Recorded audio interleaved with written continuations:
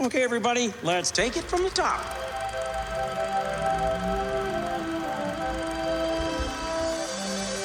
To all who come to this happy place, welcome.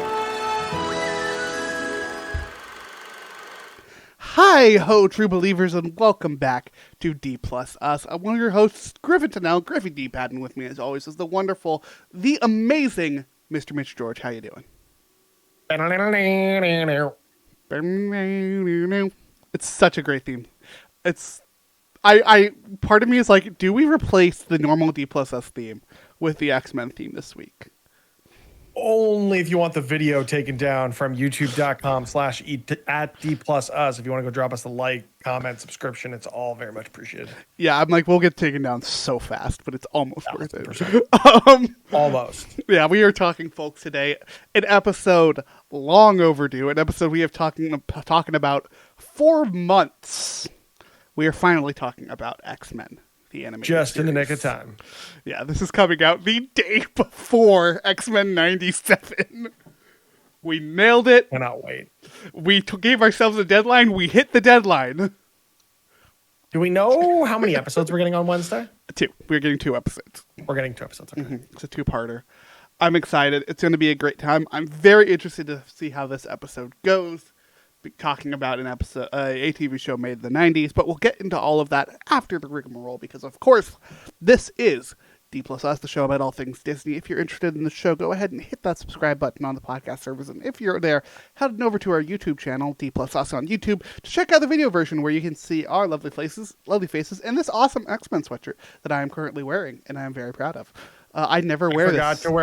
I forgot to wear my X-Men t-shirt, but mostly because it's also St. Patrick's Day and I had to wear some green. See, I'm wearing my Enchanted Tiki Room t-shirt underneath this. In all honesty, I don't wear the sweatshirt much because it's hideously uncomfortable, but it works well on camera. It felt important for this episode. Go check out our other episodes. We'll have an episode coming out soon with a guest, all about the movie Next Goal Wins. Go check out our previous episode, available now on Christopher Robin, where one of the most perfect things happened for Christopher Robin in the middle of that episode. You really should check that out. Don't remind me. At this point, it's kind of funny. Fair enough. In hindsight. All that said and done. Hey, folks, we're still going to try to post on TikTok, even if the possibility of TikTok getting banned in the United States is looming. That's okay. Just send me everything you want to post. I'll post it from here. Oh yeah, good point. Also, VPNs exist. If that ever went through, some American investor is going to buy TikTok. I know they've said it's overly complicated to divest TikTok from. Is it Byte Media? ByteDance. ByteDance. ByteDance is also said that they wouldn't sell.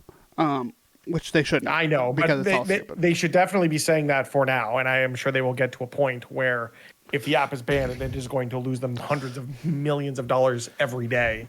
I stand once again, fuck the government and fuck capitalism. Now back on to our Disney show. Yeah. That irony will never hurt me. Not once. Mm-hmm. Not even once. All that done and out of the way. Yeah, go check all that stuff out. New content coming soon, as always. We will be doing weekly episodes for X-Men 97. Our first episode will be a little bit late on account of some travel on my part. Sorry, motherfucker. We'll have at least one other episode that is probably either delayed or I'm recording from a hotel room. It will delay it. Actually, yes. No, we have to. That's the night that I'm seeing the concert that the thing is putting on, and I got to tell you what I'm seeing. It's gonna be pretty dope. Oh boy, I cannot wait to hear about that. But yeah, we're here today to talk about X-Men. Yeah, this whole thing. It's a whole 5 seasons of television, originally airing the first episode October 31st, 1992, the final episode premiering September 20th, 1997. Yeah, 5 seasons, a lot of episodes. I feel like we've been watching this show for a while now. I feel like I started it when the show was dropped on Disney Plus, which was when Disney Plus launched in November 2019.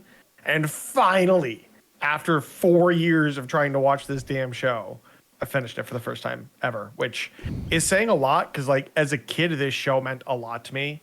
If I went to my parents' place, I would find my Cyclops action figure that's based off this show, or the Wolverine, or the Jean Grey, or the X-Jet. Like this, like you said, the show came out in '92. I was born in '92, so this show was a lot for me growing up. Like it shaped this and the Spider-Man animated show, which I really hope we talk about because that show is way better. Oh yeah, it's significantly better. This we will has talk its about moments. That show is way better, but that's just Spider-Man bias here. Mm-hmm. I was not even Spider-Man Those two bias. shows are really, those shows were really important to me. Like discovering these characters and discovering Marvel comics in general, because I wasn't a comics reader, but I did watch these religiously. That Fox Kids block of like Digimon and X-Men and all that stuff was just chef's kiss. Yeah, I have no childhood love for this show.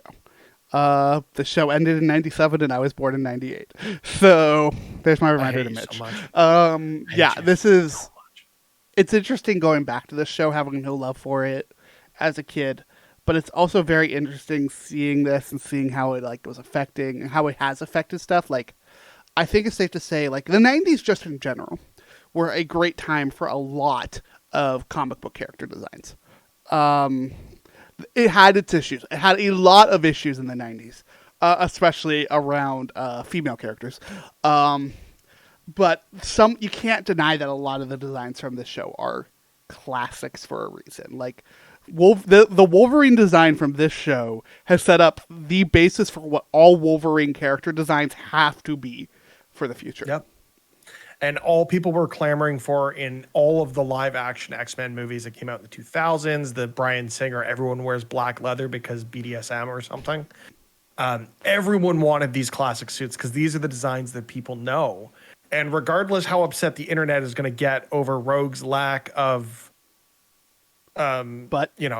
glorification of the female form as it was presented in the original show in X-Men '97, the overall character designs have stood the test of time, so much so that people flipped out on the internet knowing we're going to get the blue and yellow Wolverine costume in Deadpool and Wolverine. I would just like to say that there's two very different ways going about it. There's your way of saying like nice and saying it properly, and then there's just me over here with just but.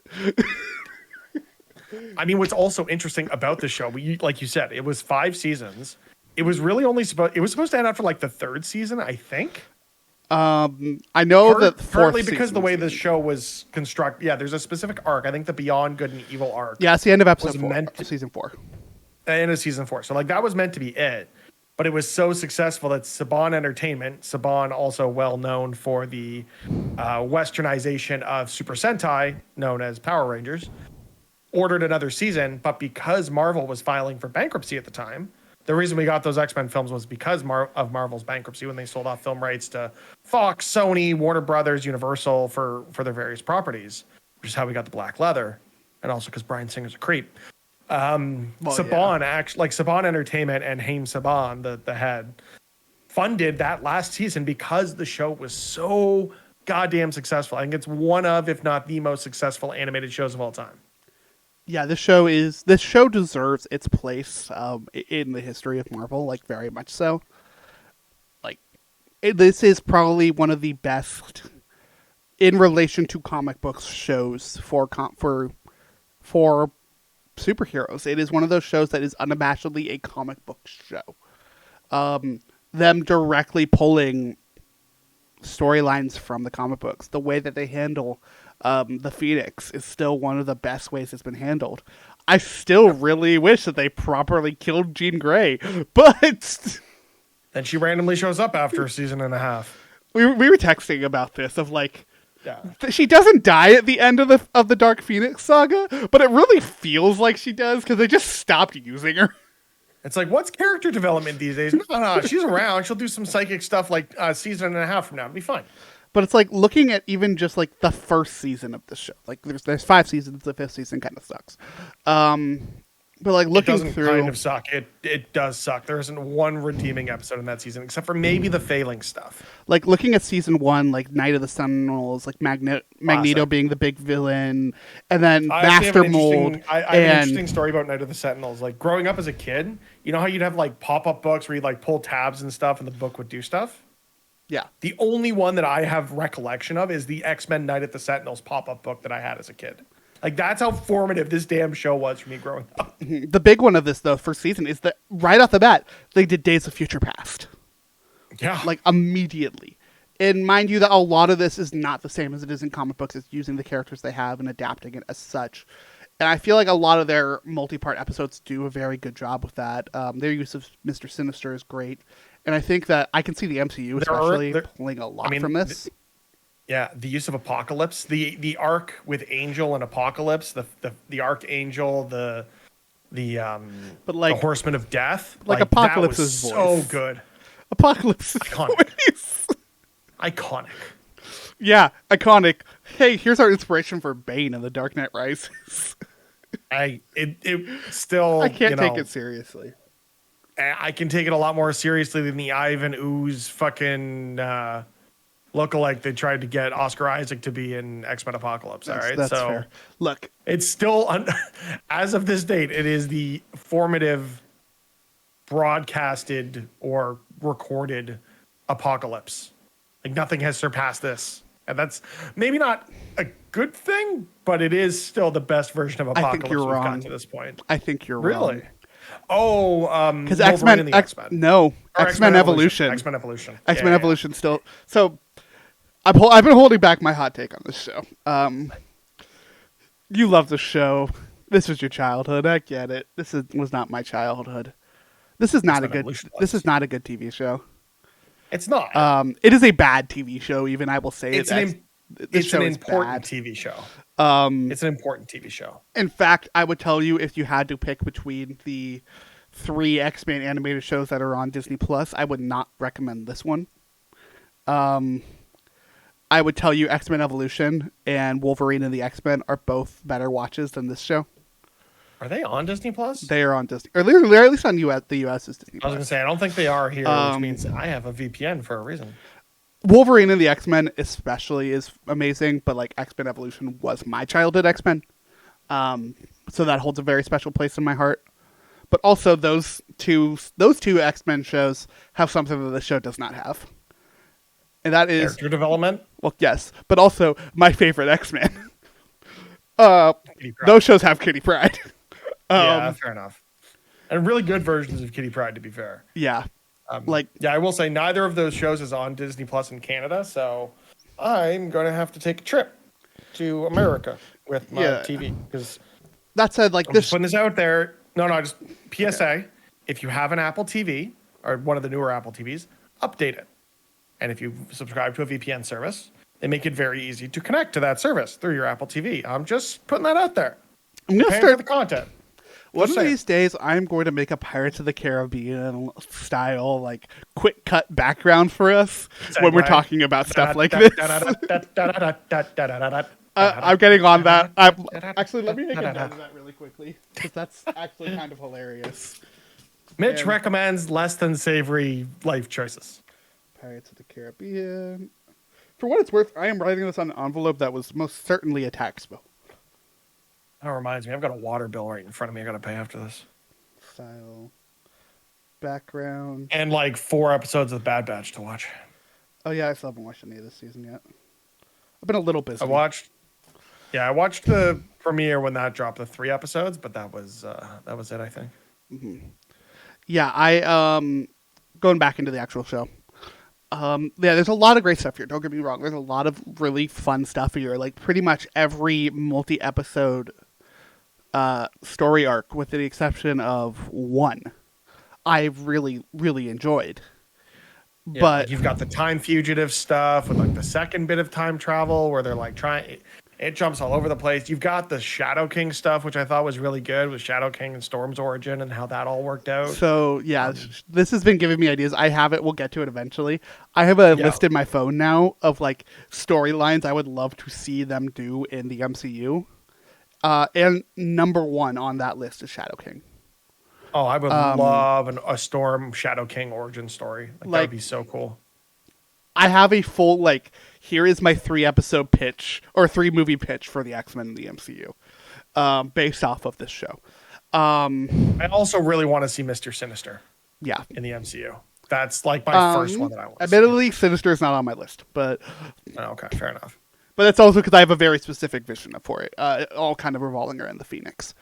Oh yeah. It's all going to build the Dark Phoenix for sure. Yeah. But in this time doing it well. The other one I want to shout out here is like obviously we're going to be all around the board with this show. There is no way to do this easily. But it spoilers is for a show that ended in 1997. FYI. Well, it's more of a we're not going through the season by season. We're bouncing back and forth. But I want to shout out how this show handles side characters and cameos because I think that is really its best strength. There's also so really many fascinating. Like there's a moment where like Black Panther just shows up, does absolutely nothing, just is like there for a second, and then they move on.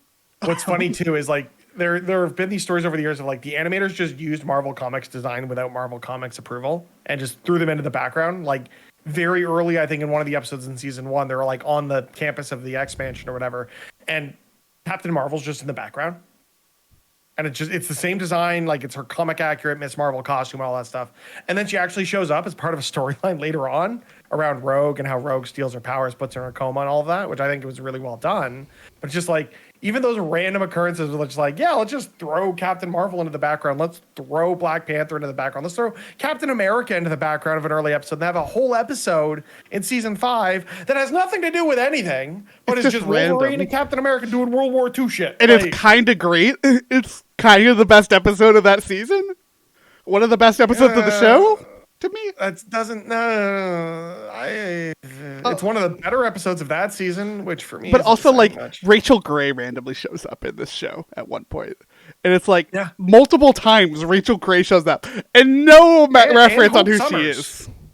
Does Hope Summers show up? too, doesn't she? Well, I don't think so. I don't think Hope existed when this show started. Oh no, this would have been before Hope. Because I'm pretty sure Hope was a I must be mid 2000s character. Yeah, you're right.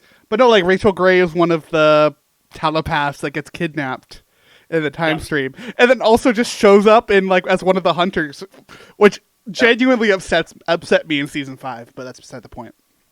Everything about season 5 is upsetting. It's fine. Mm-hmm.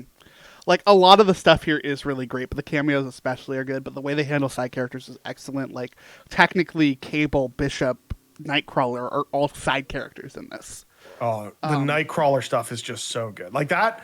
This version of Nightcrawler and the stories that he had here, both, him, being found by the X-Men in a monastery in Eastern Europe, like that's all really great. That origin's perfect, honestly. Reminds me a lot of the X2 X-Men United origin to an extent, other than the whole trying to assassinate the president thing.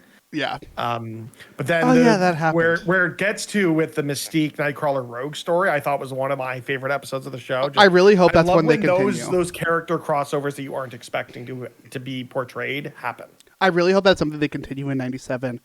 We know we're getting Nightcrawler in it, and from one of the trailers, I've already seen that they're doing the thing that I really hope they would do, which is give Nightcrawler swords, because that man is a pirate. They're going to say introduce Kitty Pryde. Well, they're never going to do that. They're never going to give me that. I've been trying to avoid the trailers for the most part, so I'm really looking forward to seeing what we get with that show. This new one, I'm just very fascinated by the animation style. Literally, it's like Nightcrawler is a pirate as well, and I feel like we forget that, and I want that because it's awesome. But yeah, like the way they handle those characters, like for all intents and purposes, she's technically a main character, but she's not used like it. For all intents and purposes, Jubilee is a side character in this show, which they really should use Jubilee more. That is the one credit I will give to season 5, is that they weren't afraid to use Jubilee. Yeah, thankfully, because like the thing with all of the X-Men shows, maybe to a lesser extent X-Men or Wolverine in the X-Men, although it might be Kitty Pryde in that show. It's been a long time since I've never seen either of. Jubilee is not in any of the other ones. Yeah. No. Really, what I was trying to get at, like, there needs to be a facade for the viewer, right? And the way that this show starts, Jubilee is that she's the personification of the viewer, of being introduced into this world for the first time, understanding what the X-Men are, understanding the Xavier School, all that stuff. You have Spike in Evolution, and then I believe it's probably Kitty with Wolverine and the X-Men. Honestly, you don't really have one in Wolverine and the X-Men. See, it's been too long since I've seen that. Honestly, I think if it's going to be anyone, weirdly enough, in Wolverine and the X-Men, it's Charles Xavier. but that's because the Wolverine and the X-Men is it follows a very specific storyline. Either way, you need that vehicle for the viewer to be invested in the show. I feel like with a serial, like the way that this is produced, of like these one-off, like everything feels like a one-shot, other than like the extended episode story arcs. But if you needed it to be more of a serial show, as we are going to likely get with 97, where there's going to be one through story for the season, you need that vessel for the viewer, and Jubilee was it. And then as that becomes less and less the case further into the show, I started to care less and less, to be honest, as a viewer. Mm-hmm. Yeah, Jubilee is very much one of my favorite characters in this show. I don't think any of my favorite characters in the show are surprising that it's Jubilee and Rogue. No. Like, they're great in this show. Like, all the characters are great in this show, but I think Jubilee especially is one of those where it's like, this is a character that isn't used very much, and I think they had the chance to make it special.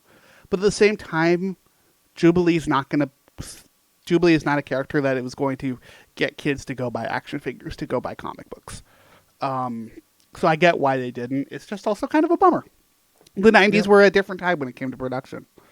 It was kind of the beginning of where we're at now with kids' cartoons, of get you to buy the action figure. The actual cartoon is just the beginning of how they're making money off of these things, right? Like, yeah, because you have these designs. Like, I mean, the designs we said were very important, but they were also inspired by the Jim Lee era of the X-Men. But you see those same designs across, X-Men Children of the Atom, Marvel versus Capcom, books, comics. Like, it was everywhere in the 90s and early 2000s. So, like, stall for me for a second. I have a prop to grab. You prop, I'll rant. Yeah, it's just, it's great. Like, I have a mug here, and this mug is inspired, like, it's more of the original character designs, but even though it wasn't the original character design, the classic red, blue, and black, or yellow, blue, and black Wolverine is central on this mug. Yeah, Griffin's got a thing. This is admittedly this is a broken set. I ended up getting a replacement, but it's like the pins. Yeah, these are the pins, and it's like these were sold a couple years ago. Yeah, like this design is still massively popular. It's massively huge. I mean, you look at your sweater, you look at my t-shirt. My t-shirt is a Canadian brand that just licensed stuff from Disney, and they licensed the 90s X-Men logo. X-Men 97 is inspired by this logo. When the X-Men theme from X-Men 97 pops up in Miss Marvel, everyone loses their shit. Yeah, like, or when Professor X comes out. Yeah, Multiverse of Madness. In the yellow hover car. The yellow hover car and the Blackbird are the two best things to come out of this show as just like iconic pieces of tech that are kind of dumb, but we love them anyways. I remember when they did the hover car or the hover chair for Professor X in live action for the first time, and it looked absolutely terrible because they're like, no, we have to show his legs. It needs to be shimmery. Mm-hmm. Oh, what a time! Yeah, I think we've mentioned a lot, but like, yeah, this show is iconic. It really does deserve its place, even if it's kind of shit. Talking a little bit more about some of the actual storylines in here, we mentioned the first couple, but yeah, like the big villain of this show is Mr. Sinister. Mm-hmm. I think season 2 is really where this show kind of kicks off into what it is.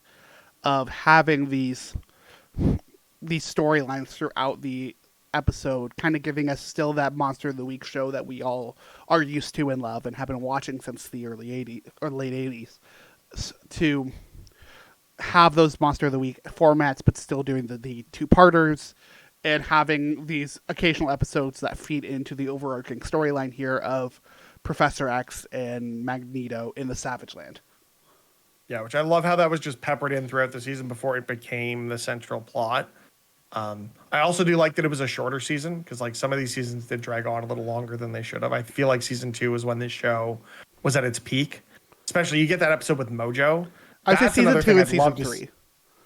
That's another thing I'd love to see in live action is Mojo. Mm-hmm. And you and I already talked about this, and Jack Black would be the absolute perfect casting for Mojo in the MCU.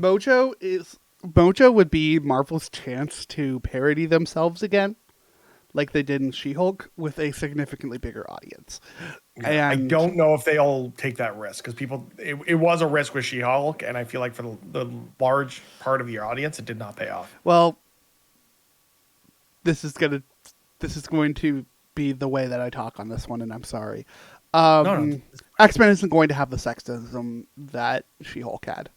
That, like, the sexism side of all of these douchebag men on the internet hating this show because it is She-Hulk. Like, You say that, but if the MCU X-Men is not, your classic Scott Summers, Logan, whatever, like if it's not that group, and it's like, if it does do what I was suggesting, where you have, like, you look at the X-Men 2000s movies, at least the first one, and Rogue is the viewer's vector into that. And they're going to have that for the MCU as well. And it might be a character like Kitty Pryde. It might be a character like Storm. It might be a character like Jean Grey. We don't know. It depends on the story that they're going to want to tell. I feel like if that central focus point is still a female character, that the internet will still decide to lose their shit because they suck. See, I think with it being an ensemble cast, it will be lessened. Still, I love seeing Marvel parody themselves. We see it in What If all the time, and it's my favorite part of that show. Yeah, I would love to see all that stuff. Bringing it back into this show specifically, though, yeah, we mentioned all the stuff with Mystique and Rogue, and I think like every character kind of gets their own side story throughout all of this stuff. Like, maybe it's because that's where my brain is at, but a lot of the show feels like a very well done D&D campaign, where it's like every character of the X-Men has their own story and their own storyline that is well done, and then there's still also these big storylines for the entire group.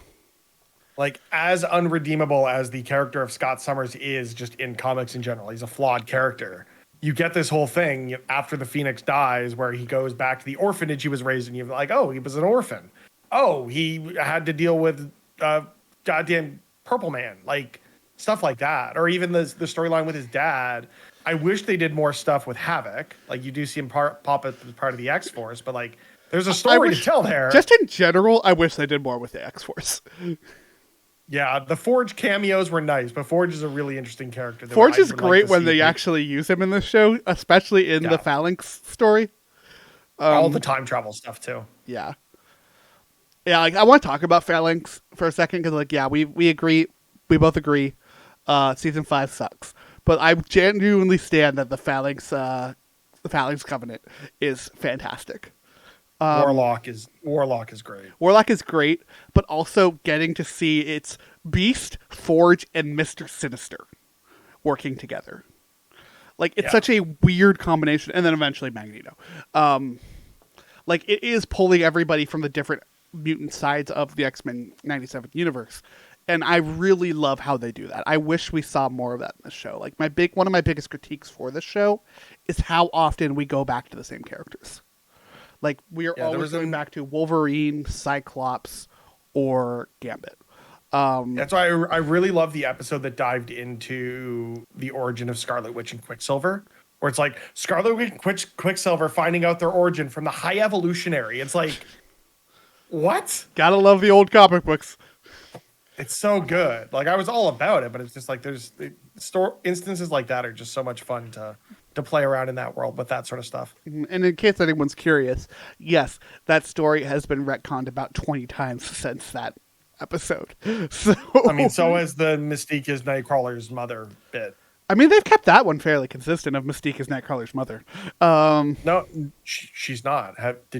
She's not. Like, the most recent canon is no.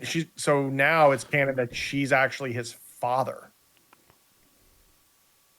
We'll talk about it after the show. There's a lot to dive into there. I gotta read more X-Men comics. I'm really just reading Miss Marvel right now. And can you blame me?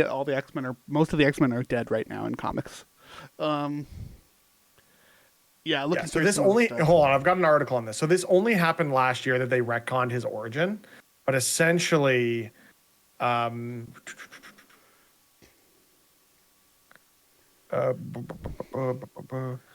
like, Mystique and Destiny have their relationship. So Mystique's shape-shifting powers allowed her to transform herself to a male on a genetic level, taking attributes from the two men that were originally, retconned to be Nightcrawler's father. I guess I that think makes Kurt, sense Kurt because I Wagner knew. and Azazel.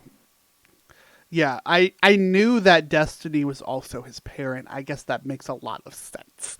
Yeah, so technically, Destiny is his mother, and Mystique's his biological father, based on the biologies of In a multiple shocking, men that she used to in a shocking twist, shapeshifters are complicated. Yeah, Yeah, that's basically where we're at as of last year with Nightcrawler's origin. I'm essentially going through these multiple episode storylines and essentially just kind of throwing a dart for ones to talk about. Yeah.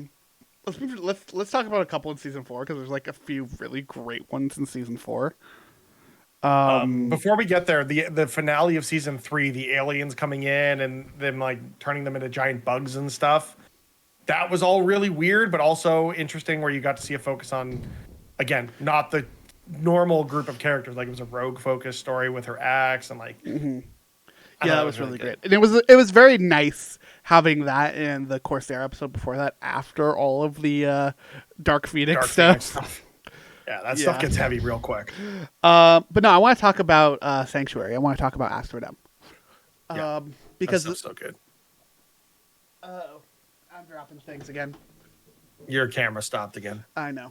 This happens like every episode now. Yeah. No, the Asteroid M stuff was really interesting because we've also seen similar stories to that being told in live action with not Asteroid M, but the other Genosha? Genosha, yeah, that's the one. What it was done in live action. Yeah, it was Genosha in live action, but I like the idea of like this mutant sanctuary and trying to figure that out. I'd love to see the Asteroid M stuff happen in live action. So yeah, Asteroid M. So I don't like how Asteroid M is done in this show. In this show specifically, no, but just in general, fact, I think the storyline has a lot of merit. I would recommend going and watching the Asteroid M episode of X-Men Evolution. But Asteroid M is this great thing of like Magneto trying to be like, okay, we're making a sanctuary state. It clearly didn't work on Earth, so we're vacating Earth. We are going away. We will leave you alone. If you leave us alone. Like, we will not be on this planet. And humans still having issues with it. And then the radical side of this with Fabian Cortez being like, no, we have to kill them. Like, I do think and it's then also like the Fabian Cortez stuff, I don't need any of that. And then just weirder that they have him pop up as cameo in a season 5 episode. Mm-hmm. Okay. I wish he was not a part of this. I wish we got the actual side of this, which we get glimpses of. We don't really go into it as much as I would like. No, the humans really do suck. Like, whenever someone feels threatened and a human feels threatened in this show, instantly they're going to go for the worst possible response. And I wish we had seen that. We see that in a lot of the other ones. One of the ones that comes to mind, at least in season 4, is Proteus. Everything with Moira McTaggart's child. A lot of the show really, really well done. Like I keep saying, there's so many great stories here. Even if a lot of the writing here is not good, even by 90s standards. Yeah. Mm-hmm. Like I said, I'm going to accept people with my opinions, but here's also a wild thing. They didn't do Weapon X until season 4. Yeah, that's true. Like they had the people around and stuff. Yeah, like they had the Omega Red episode, right? They had Omega Red. They had Sabretooth popping up all the time. They had Maverick popping up. They do that Lady Deathstrike episode as well, right? That's the season 4 one? No, the season 4 one is the one where they finally learn what Weapon X is. Right. And they realize all the false memories and stuff, and we get that very sad moment between Wolverine and Silver Fox at the end of the episode. Yeah. That one just really left an impression on me for some reason. It's a really good episode. Mm-hmm. Yeah, what I want to know from you, Mitch, what is your favorite storyline in this show? There's a lot. Yeah. Storyline wise, I think for me, it goes back to the Phoenix Saga. Like, it's hard not to love the Phoenix Saga. But I haven't. Like the episode that leaves the greatest impression on me, I think, is probably that episode that I mentioned earlier. The let me find it. Sorry, scrolling quickly. It's all right. There's a lot of episodes we're talking about. The Apocalypse Angel stuff I thought was really, really, really good. Yeah, everything with Angel, especially in that like finale battle, Beyond Good and Evil, was great. Like him becoming Archangel, getting out of Apocalypse control, and essentially dedicating his life to killing Apocalypse afterwards was really well done. I'll just be 1 second. Phil for me. I got you. But when it comes to Beyond Good and Evil, because I'm on that, everything between Angel and Psylocke, especially, is something I really like. Like Psylocke, this awesome X-Men character that like never really gets brought up in the show except for during Beyond Good and Evil because she's a really powerful telepath. Like it's a character you really think that they would use more, especially with just how badass in general Psylocke is. But yeah, everything in that show is fantastic. Anyways, so like Mitch is coming back online, so we're gonna say about how horrible he is and wonderful and great and fantastic. And like, okay, and now Mitch is back. We're gonna stop talking about that. Don't worry, nothing bad happened. It very rarely does. You're still muted. No, I was talking about how everything with Angel and Beyond and Evil, but also very specifically Angel and Psylocke. Yes. Yeah. Also very weird that they did not use Psylocke more. It's a great story. Again, that would be another one would be great to get into in live action. Hey, they tried. They did try. I will say Olivia Munn was great casting. It was a great casting. Much to work with. And it was a great costume too. Yeah, it was accurate. But it was also in one of the worst X-Men movies Fox ever made. That one was of because they Apocalypse, also made right? Dark Phoenix and New Mutants. That was Apocalypse, yeah. Well, I mean, even then, they did Psylocke, Angel, Storm, and Magneto as the Horsemen of the Apocalypse. Even then, I still think the worst ones are Last Stand and Origins Wolverine. Last Stand and Origins Wolverine, I can watch. I cannot watch Dark Phoenix or New Mutants. See, I can watch Dark Phoenix. New Mutants, I can watch. Dark Phoenix, I cannot watch that movie. I haven't watched Apocalypse in forever, so I can't say one way or another on that one. It's watchable, I would say. Like it's fine. Here's where Wolverine and Last Stand have it for me is not only were those bad, they were also disappointing. Yeah, I was maybe it was just my age. Like, I knew feel Dark like Phoenix I knew they was were bad. Like I knew those two movies were bad, but I still enjoyed parts of them. There was nothing about Dark Phoenix that I enjoyed. Yeah, there's one part of The Last Stand that I enjoyed, which was Rogue. I'm the Juggernaut, bitch. Okay, that was pretty funny. Hey, you got Kitty Pryde in that. Yeah, I got Kitty Pryde in most of those. Yeah, fair. Look, here's the thing. I've just accepted that Kitty Pryde will be best in the comic books, and we're just rolling with it. Hard to do a dragon in live action. They did it though, and you got to admit that despite the flaws of New Mutants, Lockjaw looked cool when he was in actual dragon form. Lockheed. Or Lockheed's, yeah, sorry. Lockjaw is in Humans. Lockjaw's in Humans, yeah. Yeah, Lockheed is great. Lockheed is top 10. Even though Lockheed isn't actually a dragon, he's actually an alien, but... Purple dragon, purple alien, tomato, potato. What else we got on this? Oh yeah, that's right. We had all of the Thieves Guild stuff in season 2. That was awesome. That was weird, but also kind of interesting. Do we want to talk about the crossover with the Spider-Man show or at all, or no? We'll talk about that when we talk about Spider-Man. We'll talk about it more when we talk about Spider-Man. But like, it's very like that show was. Spider-Man is a significantly better show. It is still disappointing to me though that we didn't get more X-Men in that. I get why, but. Because one produced in Toronto and the other one produced in LA. Yeah. And so they got the reason why one person who was in LA.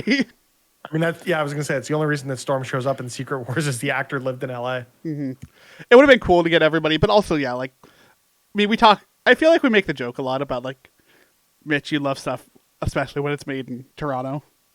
But this is probably one of the best things. I didn't actually know this was a Toronto production until tonight, so... Yeah, I was doing the research and, like... I was doing the research and being like, okay, let's look through the cast. And it's like, okay, Canadian actor. Jennifer Hale. Canadian actor. Canadian actor. Canadian actor. Canadian actor. Canadian actor. Canadian actor. It just keeps going. Yeah, it does. Even when we had to have multiple voice actors because people passed. Canadian actor. Canadian actor. Canadian actor. To the point where it's like, yeah, I recognize some of them from other stuff they did, but for the most part, I don't recognize these people. But also, these are the voices of these characters to me. I was going to say, it's going to be weird with X-Men 97. Some of the voices are back, some of them aren't. Even the ones that are back, they're 30 years older, so their voices are going to have changed. So it's going to be, I think it's going to be odd regardless for all of us, at least like us early 90s babies. The generation that this is pandering to, of hearing these voices not be quite right. Yeah, the other thing I want to shout out amongst all this, like obviously a bunch of the story stuff, I just want to shout out ACOM in general. ACOM Productions doing a lot of the actual animation on this. Up until season 5, which was funded and animated largely by Saban Entertainment. Yeah, but sorry, trying to pull up the actual information on this. Yeah, no worries. ACOM is it's a Korean animation studio. A lot of these shows were made in Korea because of labor laws and whatnot being different there than here, which is a whole thing. But like looking at some of the stuff that ACOM has done is kind of wild. Like, yeah, X-Men, okay, awesome. They did some stuff on Transformers, Teenage Mutant Ninja Turtles, The Tick, The Simpsons, both the movie, the ride, the physical ride in Orlando, and the video games. The Silver Surfer. Pinky and the Brain. Yeah, Pinky. The Real Ghostbusters. Gargoyles. The Real Ghostbusters. I might be Muppet really... Babies. The Tick. How about the Real Ghostbusters? Sorry, I'm just really excited for the new Ghostbusters movie coming out soon. I am too. It comes out. But you're gonna be away. Are you gonna get a group together and try to go out Thursday night, or are you just gonna wait till you get back? I think I'm just gonna wait till I get back, honestly, because it comes out. It comes out the day I'm flying. Or technically, it comes out Friday.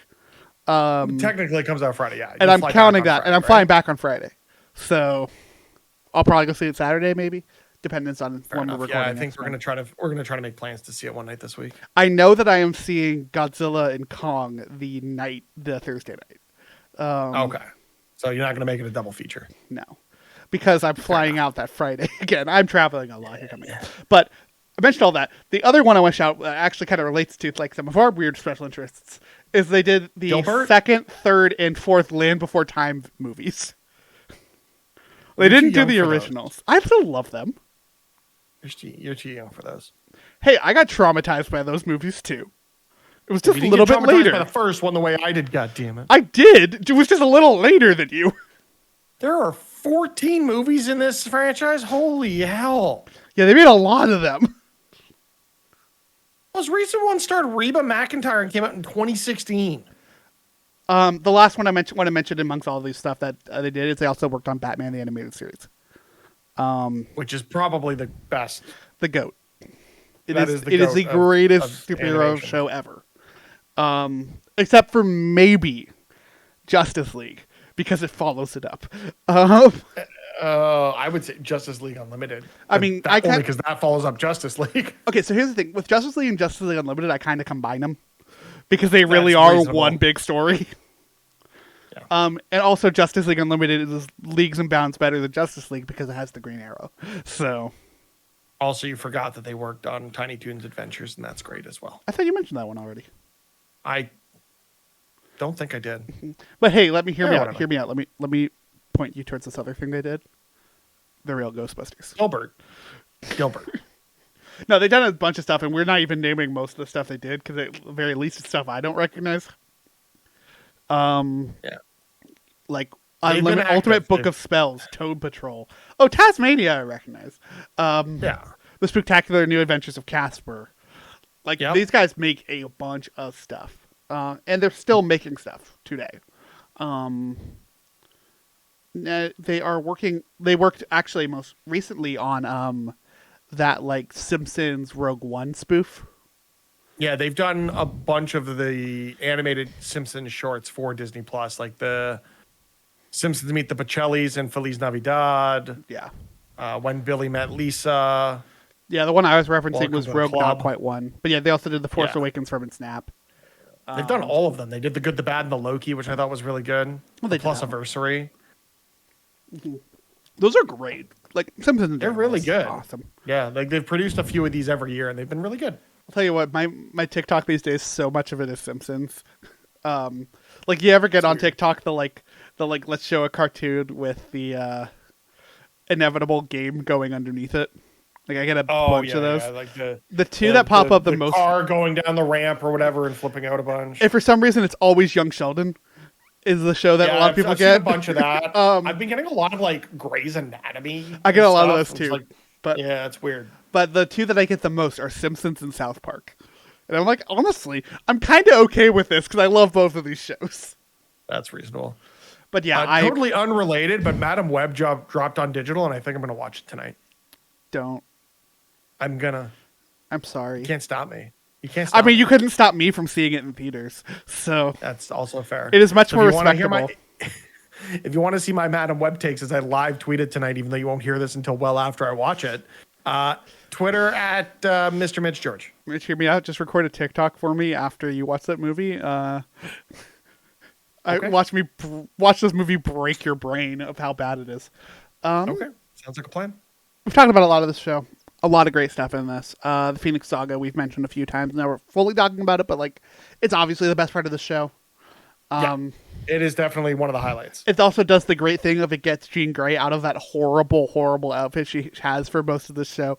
I hate her normal outfit in this show so much. I don't mind it. I don't mind it, but it's also animated very strangely in the last season. But also everything was animated very strangely. The in the thing last that upset season. me the most in the last season is Beast's face. No, the thing that upset me the most was the Jubilee focused episode. Are we talking That about the looked like fantasy it was episode? straight out of it. It looked like it was straight out of a CDI video game. Are we talking Like about a the 90s fantasy CDI episode? Yes, I love that episode. it looks like the Adventures of Link's CDI game that came out. Like it looks so bad. I Like love here's it. Magic School Bus on mushrooms, even though that show was already on mushrooms. But hear me out. Despite that, Troll Wolverine I mean, that was kind of funny. or like All right, I think on Chimera that- looking that- Sasquatch.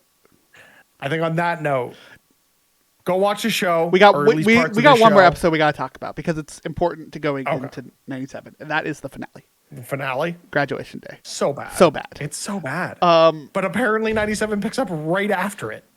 And yeah, for what it's worth, I'm interested to see where it goes story wise. Of Yeah.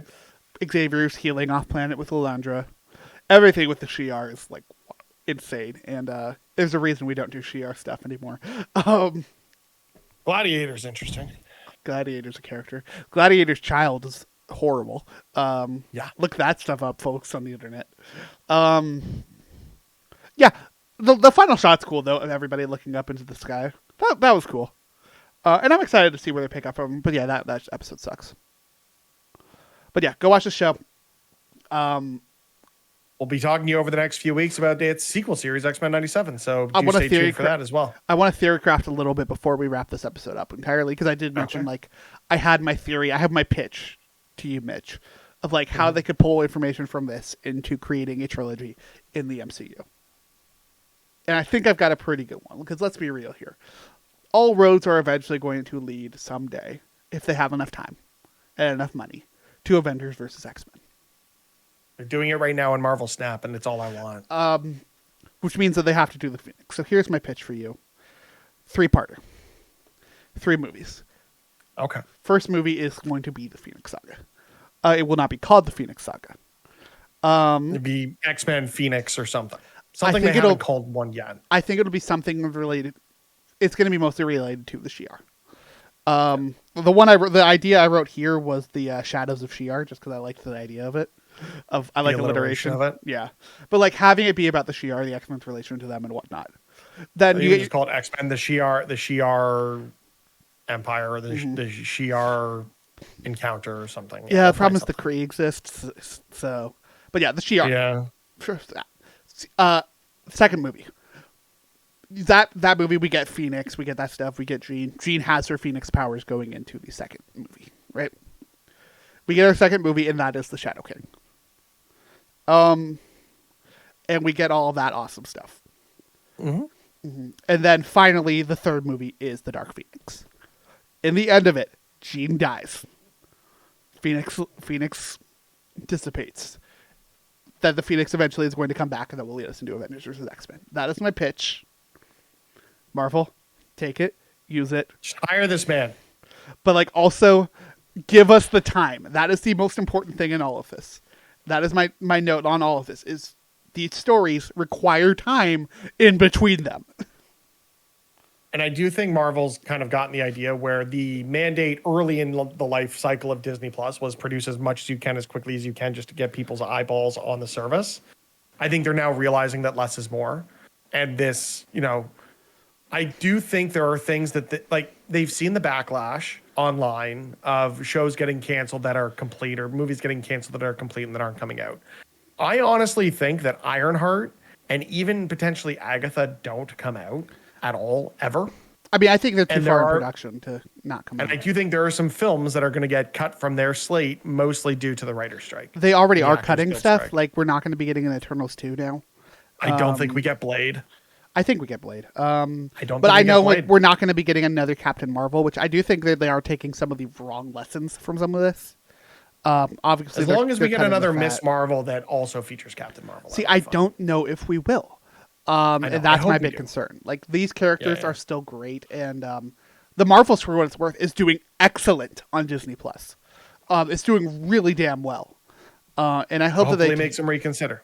I hope they take some of those numbers into account, because I think Captain Marvel is a fantastic character. Like, yes, I am very much biased towards the Marvels, Captain Marvel, Miss Marvel, and Photon.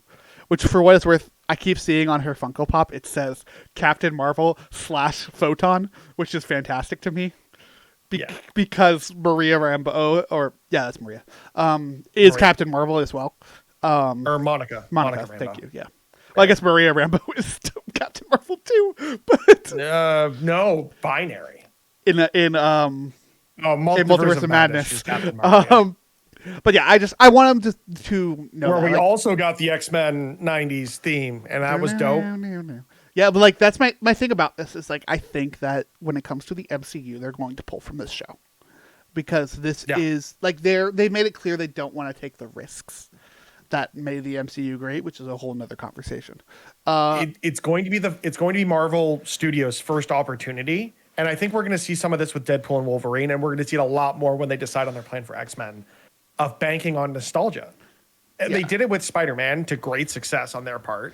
And I do feel like they're going to double down on that with X-Men. Mm-hmm. I think it's going to be really interesting to see it. But yeah, I hope they play with the space stuff. I hope they play a lot with the actual grounded stuff. Like, this show very much... Kitty Pryde Space Pirate, goddammit. They do a lot of good stuff here with handling how the actual, like, racism behind what the X-Men have to deal with in this show. And I think a lot of our modern day interpretations of X-Men are because of that. But I hope that they actually go into it with MCU. Like, they kind of touch on it here and there and make it a point to the larger fights for the show in a way that a child could understand. But I really hope they dive into that shit for the show, because they kind of, or for maybe for 97, definitely for the MCU in general. But yeah, obviously it's all future. We don't know what the fuck's gonna happen. We're just a couple idiots on the internet. So yeah, don't listen to us. Except please listen to us. We enjoy you listening to us. If you're hearing us saying that after 53 minutes of this show, you're one of the real ones. Good job. And we know you're gonna stick around. Yeah. But yeah, I feel like that's a good place to end. Haircut. I need a shave. Well, that too. I feel like that's a good place to wrap up this episode. Go watch X-Men. Be excited for X-Men 97. Of course, we'll be talking about that weekly. Mitch, if people want to keep up with us, where can people find us? At D+us on your social of choice, YouTube and Twitter, kind of the best places to find us. X, don't give it to you because it's not X, it's Twitter. At Griffey D-Pad, all over the place. At Mr. Mitch George, that's MR Mitch George on the internet. And that's about it. Yeah, go check out all the stuff. Go check out all of our other episodes. And until next time, have a magical day. Excelsior. Ooh, that was a good one.